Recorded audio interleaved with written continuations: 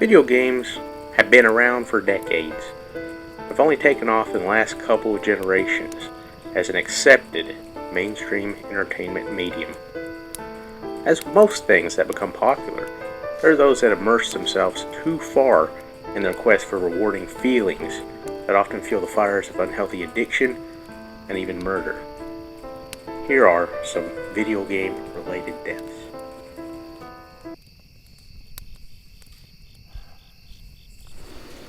The case of Piyawat Harakun, the obsessed gamer.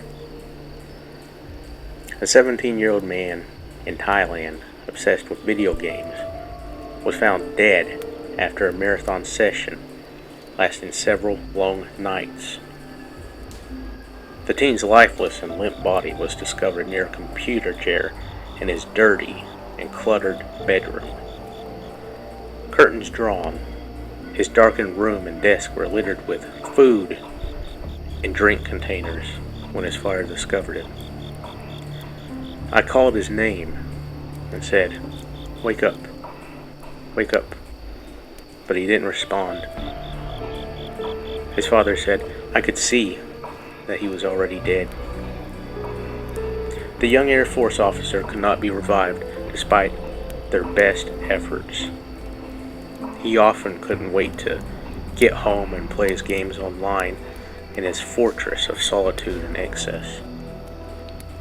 Medics later pronounced him dead, ruling that he died from a stroke, apparently caused by his prolonged computer gaming sessions. I tried to warn him about his relentless long hours playing games, and he promised to reduce it, but it was just too late, his father said. He'd already died before he had a chance to change his life.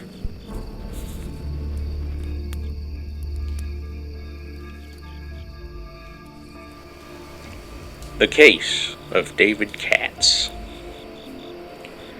David was a gunman who killed 2 people and wounded 9 others before shooting himself dead at a Madden video games tournament in Florida.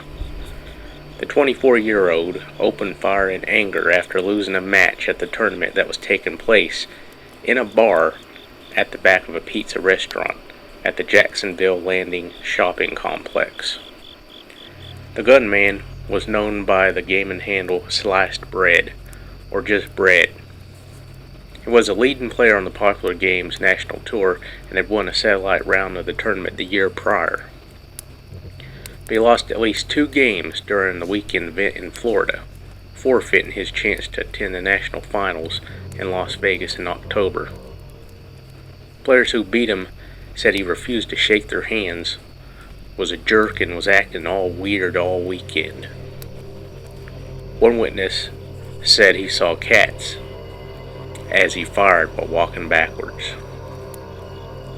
"We did see him, 2 hands on the gun, walking back, just popping rounds," said the witness, who had been ordering pizza at the bar when she heard the first shot at about 1:30 p.m. "I was scared for my life and my boyfriend's," she told reporters, standing on crutches after spraining her ankle trying to escape.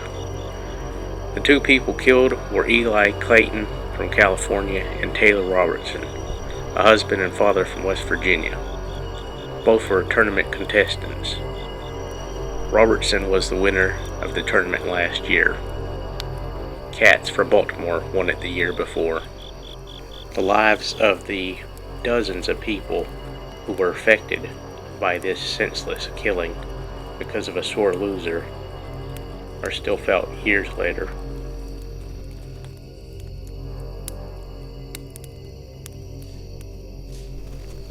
The case of Alexi Maximov.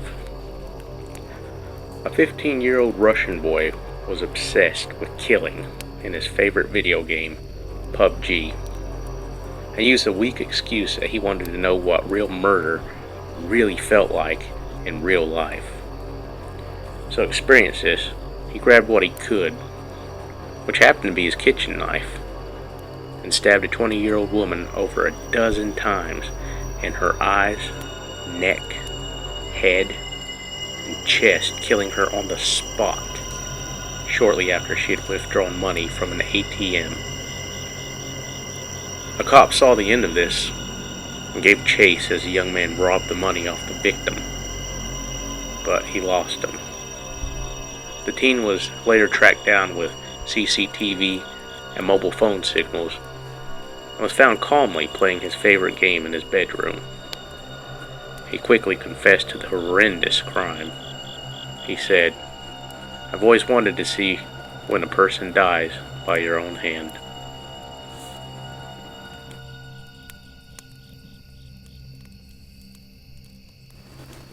The case of Xu Tiansi. A mother has blamed the death of her 13-year-old son on a popular online video game after he fell from a high-rise building in eastern China. He fell to his death from his uncle's fourth-floor apartment. He was reportedly playing PlayerUnknown's Battlegrounds, also known as PUBG, on his iPad prior to his death. "The video game caused my son's death. There is no other reason," the devastated mother told reporters, saying that her son jumped to see if he could survive like the characters in the video game. He was probably still thinking about the game after he stopped playing. He probably went to see if a person can survive jumping off of a building, his mother said.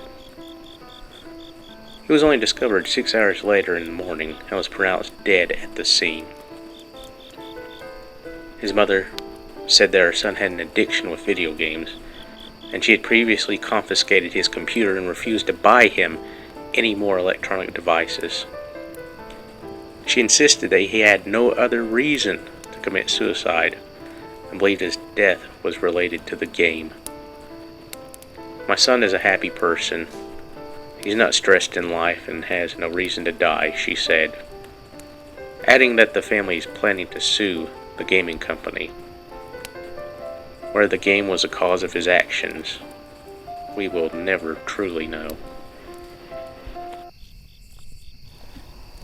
Thanks for sitting around and humoring an old fox and his tales. If you'd like more, please hit like and subscribe. And remember, nothing is more frightening than a fear you cannot name.